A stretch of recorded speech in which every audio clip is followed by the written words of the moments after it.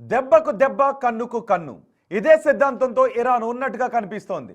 లేటెస్ట్గా America Israel దళాలు ఇరాన్లోని అతిపెద్ద ఎత్తైన వంతెనను ధ్వంసం చేయడంతో దీనికి ప్రతిచర్యగా ఇరాన్ కూడా గల్ఫ్ దేశాలు జోర్డాన్లోని 8 కీలక బ్రిడ్జ్లకు సంబంధించి హిట్ లిస్ట్ను రిలీజ్ చేసింది. ఇరాన్లోని అల్బోర్జ్ ప్రావిన్స్లో టెహ్రాన్ కరాచీ నగరాలను కలిపే B1 బ్రిడ్జ్ను అమెరికా దళాలు కూల్చేశాయి. కూలిపోతున్న బ్రిడ్జ్ను మీరు బిగ్ టీవీ స్క్రీన్ పైన చూస్తున్నారు. ఇది ఇరాన్లోని అతిపెద్ద బ్రిడ్జ్, 136 మీటర్ల ఎత్తున బ్రిడ్జ్. ఇది మిడ్ ఈస్ట్లోని అతిపెద్ద బ్రిడ్జ్. ఇది ఆ బ్రిడ్జ్ను కూల్చేసిన కొన్ని గంటల్లోనే ఇరాన్ కూడా అదే రకమైన సంకేతాలను పంపిస్తోంది. అమెరికా అధ్యక్షుడు డొనాల్డ్ ట్రంప్ ఇరాన్ను రాతీయుగ నాటి కాలానికి పంపుతామని వార్నింగ్ ఇచ్చాడు. వార్నింగ్ ఇచ్చిన కొద్ది గంటల్లోనే ఇరాన్లో అతిపెద్ద బ్రిడ్జ్ను పేల్చేశారు. ఈ దాడిలో 8 మంది మరణించారు, 95 మంది గాయపడ్డారు.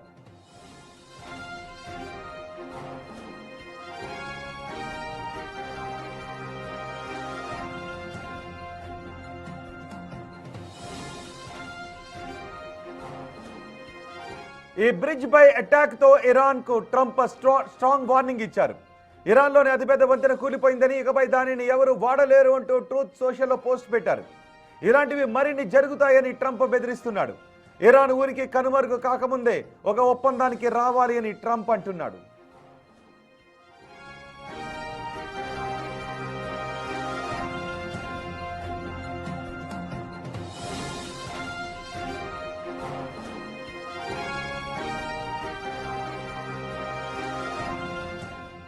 అయితే ఇరాన్ కూడా దేనికైనా రెడీ అంటూ హిట్ లిస్ట్ను రిలీజ్ చేసింది. నువ్వు దాడి చేస్తే నేను చూస్తూ ఊరుకుంటానా అంటూ మా దగ్గర లిస్ట్ రెడీగా ఉంది అంటూ అమెరికాకు సవాల్ విసిరింది. హిట్ లిస్ట్ను IRGC రిలీజ్ చేసింది.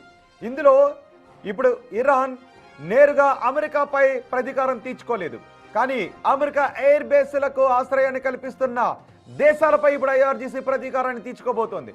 ఇందులో కువైట్లోని ప్రపంచంలోని అతి పొడవైన సముద్ర వంతెనలలో ఒకటైన షేక్ జాబర్ అల్ అహ్మద్ అల్ సబా కాజ్వే ఉంది. సౌదీ అరేబియా బహ్రెయిన్లను కలిపే కీలకమైన రహదారి కింగ్ ఫహద్ కాజ్వే కూడా ఉంది. అలాగే అబుదాబిలోని రవాణా మార్గం షేక్ జాయద్ వంతెనను హిట్ లిస్ట్లో పెట్టారు. అబుదాబిలోని స్ట్రాటజిక్ బ్రిడ్జ్ షేక్ ఖలీఫా, అబుదాబిలోని మరో వంతెన Al Maqta, Jordan West Bank మధ్య ప్రధాన సరిహద్దు వంతెనైన కింగ్ హుస్సేన్ బ్రిడ్జ్లను లేపేస్తామని వార్నింగ్ ఇచ్చింది ఇరాన్. అలాగే జోర్డాన్ లోయలోని దామియా బ్రిడ్జ్, అబ్దోన్ బ్రిడ్జ్ల మ్యాప్లను IRGC రిలీజ్ చేసింది. మీరు ఒకటి కూలిస్తే మేము 2 కూలుస్తామన్నట్లుగా ఇరాన్ ఇప్పుడు రెడీగా ఉంది. ఈ చర్యలతో గల్ఫ్ ప్రాంతంలో ఉద్రిక్త పరిస్థితులు మరింత పెరిగే అవకాశాలు కనిపిస్తున్నాయి. అమెరికా సైనిక స్థావరాలకు సపోర్ట్ ఇస్తున్న దేశాల్లో కీలకమైన ఇన్ఫ్రాస్ట్రక్చర్ పై ఇరాన్ ఇప్పుడు టార్గెట్ పెట్టింది. ఏం జరుగుతుందోననే ఉత్కంఠ ప్రపంచవ్యాప్తంగా వ్యక్తమవుతోంది.